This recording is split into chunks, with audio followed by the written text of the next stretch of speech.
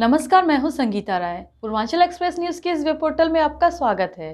आइए देखते हैं हमारे संवाददाता राम सकल यादव की यह विशेष रिपोर्ट।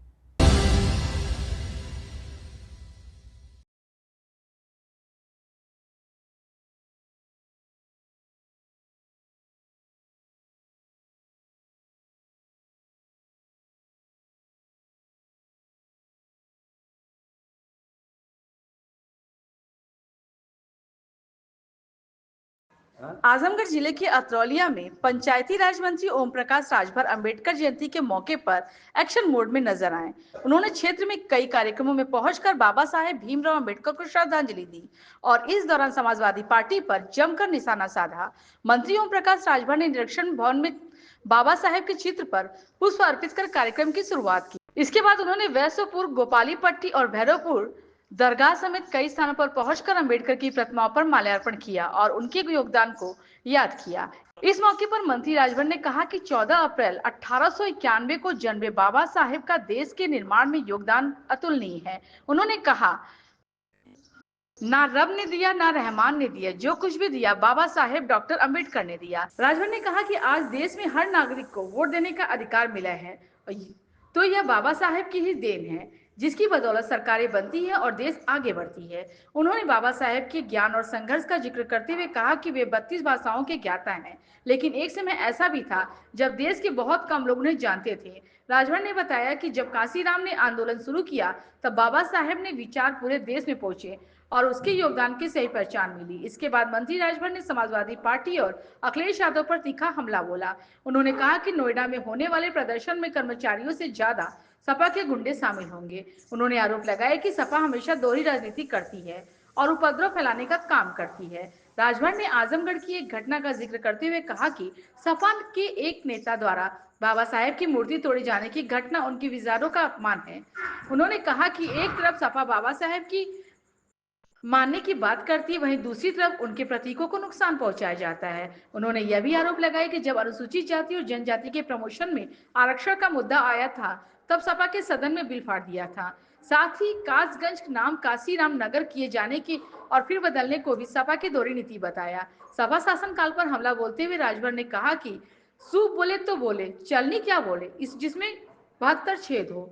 उन्होंने मुजफ्फरनगर दंगों का जिक्र करते हुए कहा कि उस समय प्रदेश में दंगे, हत्याएं, पलायन हो रहा है, जबकि नेता जश्न में व्यस्त हैं। उन्होंने दावा किया कि सपा के शासन में सैकड़ों दंगे हुए, जबकि वर्तमान सरकार में कानून व्यवस्था मजबूत हुई है।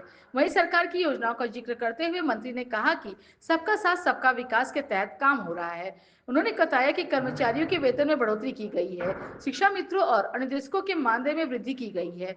अखिलेश यादव पर पलटवार करते हुए राजभर ने कहा कि वे पहले अपने कार्यकाल का हिसाब दें और बताएं कि पिछड़ों और दलितों की छात्रवृत्ति क्यों नहीं दी गई। इस दौरान कार्यक्रम में बड़ी संख्या में स्थानीय लोग, कार्यकर्ता और गणमान्य नागरिक मौजूद रहे। अम्बेडकर जयंती है, आज लगातार आप भ्रमण कर रहे हैं हमारी जयंती मनाने के ये बाबा साहब डॉक्टर अम्बेडकर जी 14 अप्रैल 1891 को पैदा हुए थे और बाबा साहब ने ऐसा काम किया है कि उसको अगर दो लाइन में कहें तो ना रब ने दिया ना रहमान ने दिया, जो कुछ भी दिया बाबा साहब डॉक्टर अम्बेडकर जी ने दिया।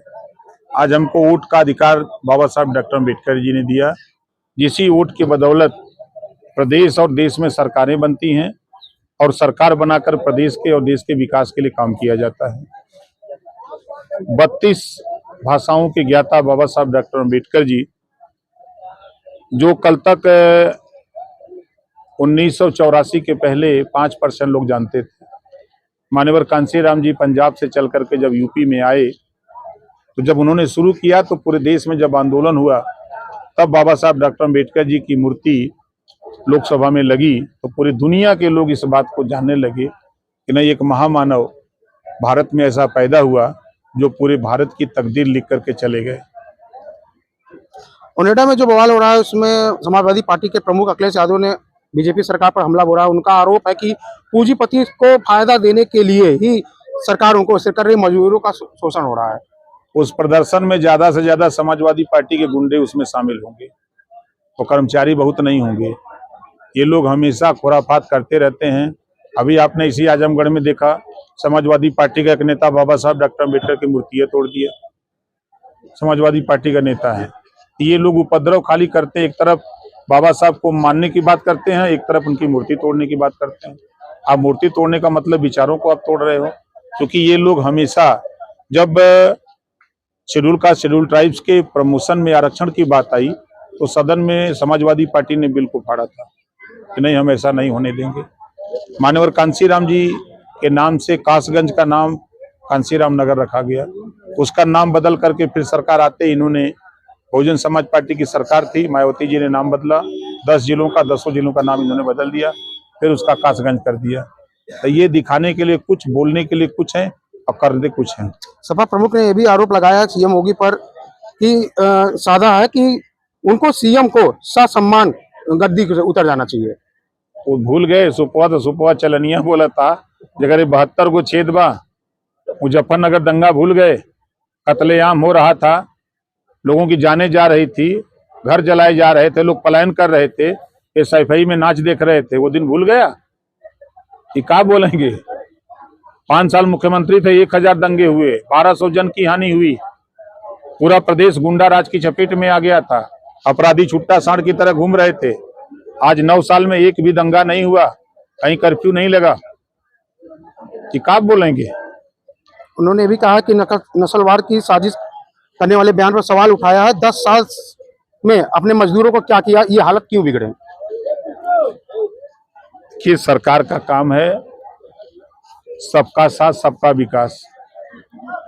अभी जैसे प्रमुख सचिव ने प्रेस वार्ता किया है, प्रमुख सचिव वित्त ने, तो 13,000 कुछ रुपया था सैलरी, उसको बढ़ा करके 16,000 कुछ रुपया किया है, 3,000 से भी ज्यादा रुपया बढ़ाया।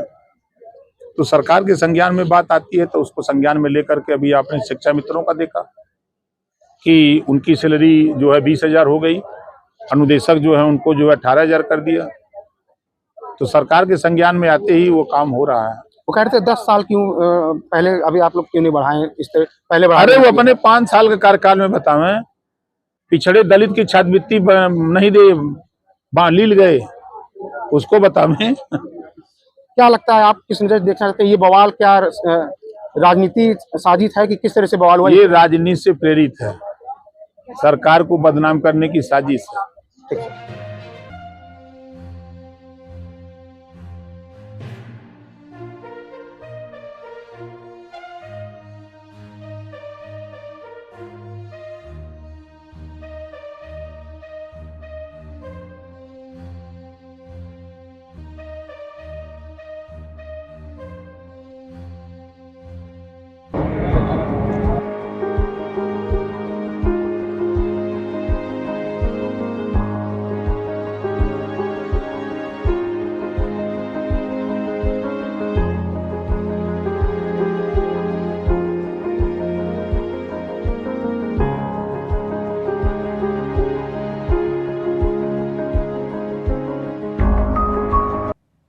अगर आपको हमारी खबर पसंद आई हो तो हमारे चैनल को लाइक, सब्सक्राइब और शेयर जरूर करिए।